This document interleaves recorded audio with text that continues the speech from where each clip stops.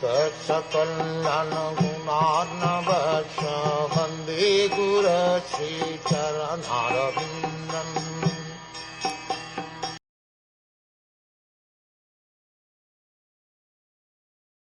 My dear Vidur, carrier of bows and arrows, all the demigods who were performing the sacrifice took their bath at the confluence of the Gangas and the Yamuna after completing the yagya performance.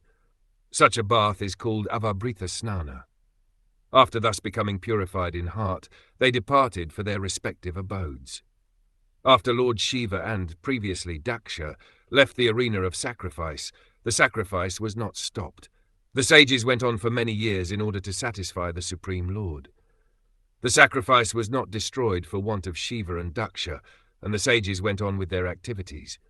In other words, it may be assumed that if one does not worship the demigods, even up to Lord Shiva and Brahma, one can nevertheless satisfy the Supreme Personality of Godhead. This is also confirmed in Bhagavad Gita. Kamais tyahrita jnana prapadyante nyaya devata. Persons who are impelled by lust and desire go to the demigods to derive some material benefit. Bhagavad Gita uses the very specific words nasti buddhi, meaning persons who have lost their sense or intelligence. Only such persons care for demigods and want to derive material benefit from them. Of course, this does not mean that one should not show respect to the demigods, but there is no need to worship them. One who is honest may be faithful to the government, but he does not need to bribe the government servants. Bribery is illegal. One does not bribe a government servant, but that does not mean that one does not show him respect. Similarly, one who engages in the transcendental loving service of the Supreme Lord does not need to worship any demigod, nor does he have any tendency to show disrespect to the demigods. Elsewhere in Bhagavad Gita it is stated, Ye pai anya devata bhakta yajante shraddhayanvita.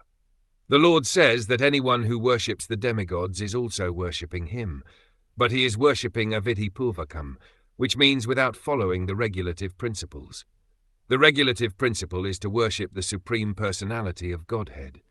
Worship of demigods may indirectly be worship of the Personality of Godhead, but it is not regulated. By worshipping the Supreme Lord, one automatically serves all the demigods, because they are parts and parcels of the whole. If one supplies water to the root of a tree, all the parts of the tree, such as the leaves and branches, are automatically satisfied. And if one supplies food to the stomach, all the limbs of the body, the hands, legs, fingers, etc., are nourished. Thus, by worshipping the Supreme Personality of Godhead, one can satisfy all the demigods, but by worshipping all the demigods, one does not completely worship the Supreme Lord. Therefore, worship of the demigods is irregular, and it is disrespectful to the scriptural injunctions.